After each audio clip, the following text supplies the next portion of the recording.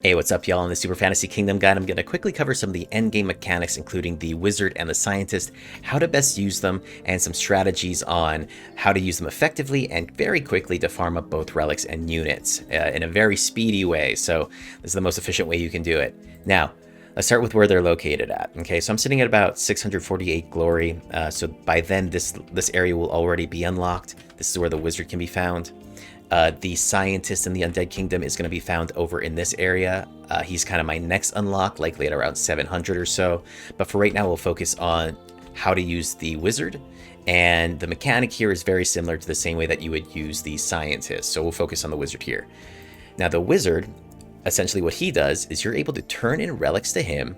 You'll lose that relic for the run, but then you'll be able to get that relic right off the bat by purchasing it at the castle, and I'll show you what this looks like, to be used in your next run. So this is a way you can kind of pre-build your run before you even start, and I'll show you what that looks like. Now the scientist is the same thing, it just means you do it for units instead. So the first thing you're going to want to do to quickly farm these relics is go ahead and make sure that the wizard is set to come at the end of the week. So you're going to want to make sure to click on him and say that, come at the end of the week, come visit. So what we're able to do here now is, because I've set up an armory, which has now given me a random relic, which turned out to be the Sky Shield. He's now here at day 7 after right before the boss comes. And then I'm able to talk to him. And then I'm able to choose which one I want to bring over, which will be the Sky Shield. Okay, so he now takes the Sky Shield, and then you'll see in this next run, I'll be able to get it. So if you want a specific relic that's associated to one of your units, what you can do is go ahead and kill the first boss that week.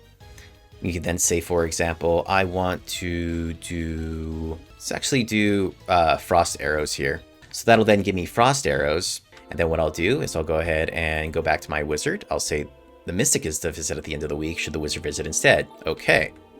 Now we'll go ahead and see that the wizard is coming again.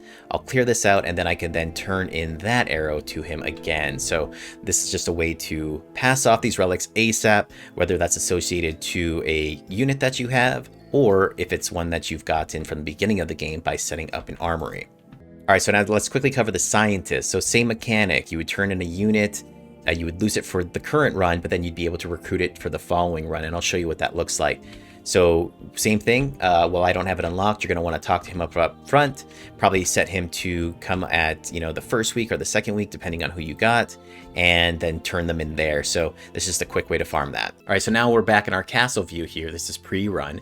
You can see here now, this is a crossbowman that I have unlocked previously. So we can go ahead and select him to bring in. Now, if you had other units unlocked, they would appear here, and you can kind of select them that way. It's spending the gold that you see here that you collect as you level up your kingdom level. And then, as you can see, every item we brought over from the last run, the frost arrows, is what we can bring. Now, you can only bring in one at a time, and this is only for weapon relics as well, too. So no kingdom relics are included here. But this way now, when we start the match, let's go ahead and kind of just get this rocking real quick to show. You can see that the crossbowman is already here, and that we have our frost arrows relic. But yeah, that'll do it for this guide on endgame mechanics for Super Fantasy Kingdom. If you like what you saw or learned something new, consider subscribing to this channel. Even just liking this video really helps me out.